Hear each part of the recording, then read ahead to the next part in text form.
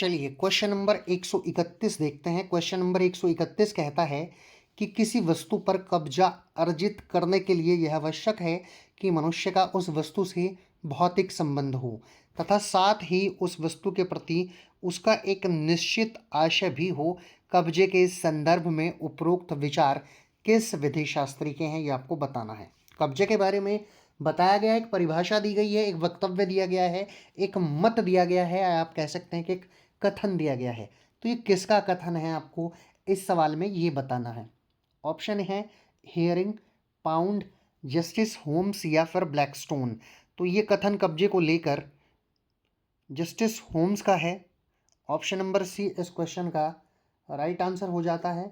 Screen थोड़ा कभी कभी हमारा हिल जाता है, इसको आप थोड़ा सा समय दीजिए, मैं बिल्कुल ठीक करा दूंगा। आप अपनी तैयारी मस्त होके करते रहिए। चलिए अगले क्वेश्चन पर चलते हैं। किस विधि शास्त्री ने केल्सन के सिद्धांत की आलोचना करते हुए कहा कि यह व्यर्थ की दिमागी कसरत है जिसका वास्तविक जीवन में कोई व्यवहारिक महत्व नहीं है? ऑप्शन है हीगल, बी ऑस्टिन, सी हार्ट या डी लास्की। तो ये लास्की ने कहा था। क्वेश्चन नंबर 132 का आंसर ऑप्शन नंबर डी हो जाता है। लास्की ने आलोचना करते हुए कहा कि ये व्यर्थ की दिमागी कसरत है जिसका वास्तविक जीवन में कोई व्यवहारिक महत्व नहीं है। अगले क्वेश्चन पर चलते हैं। किसने विधि शास्त्र को वैध संबंधों और विधिक नियमों का विज्ञान कहा है? तो वो प्रोफेसर ग्रे ने कहा है। Option number D. हॉलैंड ने नहीं कहा, एलन ने नहीं कहा और कीटन ने नहीं कहा। इस क्वेश्चन का आप थोड़ा सा एक्सप्लेनेशन भी देख लीजिए। प्रोफेसर ग्रे के अनुसार विधि शास्त्र विधि का विज्ञान है जिसके अंतर्गत न्यायालय द्वारा लागू किए जाने वाले क्रमबद्ध एवं व्यवस्थित नियमों और उसमें सन्निहित सिद्धांतों का अध्ययन किया जाता है। अतः विधि शास्त्रों को वैध संबंधों और विधिक नियमों का विज्ञान कहा जा सकता है। अगले क्वेश्चन की तरफ चलते हैं। कुछ रूढ़िजन्य विधियां तो केवल जन सामान्य की इच्छा के बिना ही नहीं बल्कि उनकी इच्छा के विपरीत उन पर लागू की जाती हैं। ये कथन किसका है? Option A Allen, B Savigny, C professor Gray या डी सामंड। तो ये जो विश्लेषणात्मक विचारधारा के समर्थक थे प्रोफेसर ग्रे, उनके द्वारा कहा गया कथन है। इसीलिए इस क्वेश्चन का right answer option number C हो जाता है। आगे चलते हैं अगले क्वेश्चन की तरफ। किस विधि शास्त्री ने पूर्व निर्णय को न्यायाधीशों द्वारा निर्मित नियम कहा है? तो ये कहा है बेंथम ने, आप याद रखेंगे। ऑप्शन नंबर बी इस क्वेश्चन का राइट आंसर हो जाता है। अब हम अगले क्वेश्चन पर चलते हैं। समाज का सर्वोच्च लक्ष्य यह है कि मनुष्य एक दूसरे के सहयोग से सुखमय जीवन की ओर अग्रसर हो। यह विचार किस विधि शास्त्री का है? तो ये विचार है ड्यूगिट का। ऑप्शन नंबर सी इस क्वेश्चन का राइट आंसर हो जाता है। चलिए इसका थोड़ा सा एक्सप्लेनेशन भी देख लेते हैं। ड्यूगिट का मत है कि वर्तमान समय में मनुष्य के एकल जीवन की कल्पना व्यर्थ है।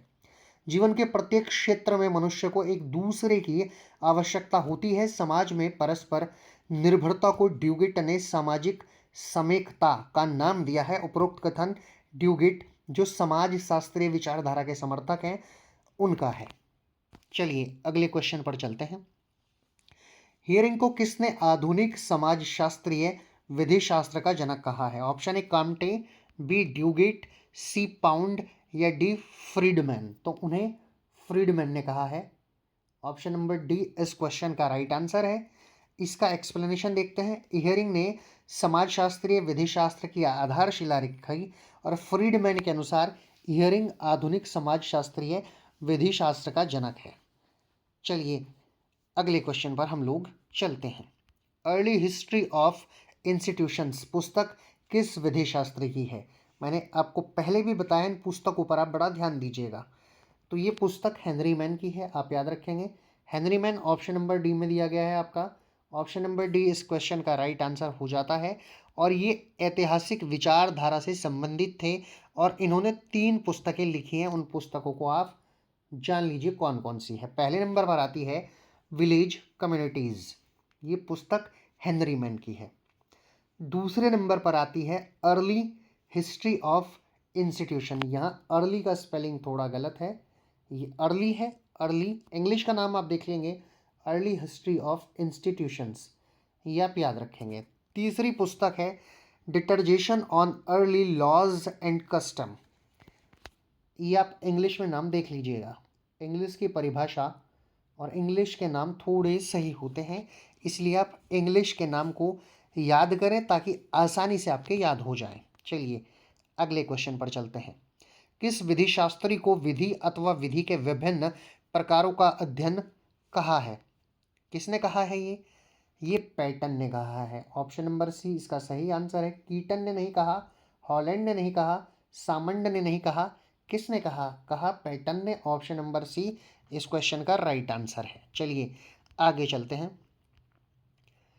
ए द्वारा अपने स्वामित्व के माल को बी की अनुमति से बी के मकान के कमरों में रखा गया था। कमरों पर ए के अभिकर्ता द्वारा तालाबंद किया गया है, जिसने चाबियों को ए की अनुमति से ए के पति एच को दे दिया। कमरे का कब्जा था। किसके पास कब्जा है? ये प्रॉब्लम है। बढ़िया सवाल है, ऐसे सवाल आपसे अक्सर पूछ लिए जाते हैं, बड़े ध्यान से इस क्वेश्चन को कीजिएगा। ए के पास, ए के अभिकर्ता के पास, एच के पास या फिर बी के पास, यानी एच के पास है क्योंकि एच के पास कमरे की चाबी है, इसलिए किसका कब्जा होगा? एच का। चाबियां स्वामित्व अब किसके पास है? एच के पास है। इस सवाल को पूछा गया है यूपी पीसीएस 2004 में। इसका एक्सप्लेनेशन देख लेते हैं, इंपॉर्टेंट क्वेश्चन है। ए के अभिकर्ता द्वारा ए की अनुमति से बी के कमरे में माल रख बंद कमरों की चाबियां ए के पति एच को सौंपने के बाद कमरे पर एच का भौतिक नियंत्रण होने के कारण कमरे पर तात्कालिक कब्जा ए के पति एच का होगा। तो कब्जा किसका होगा?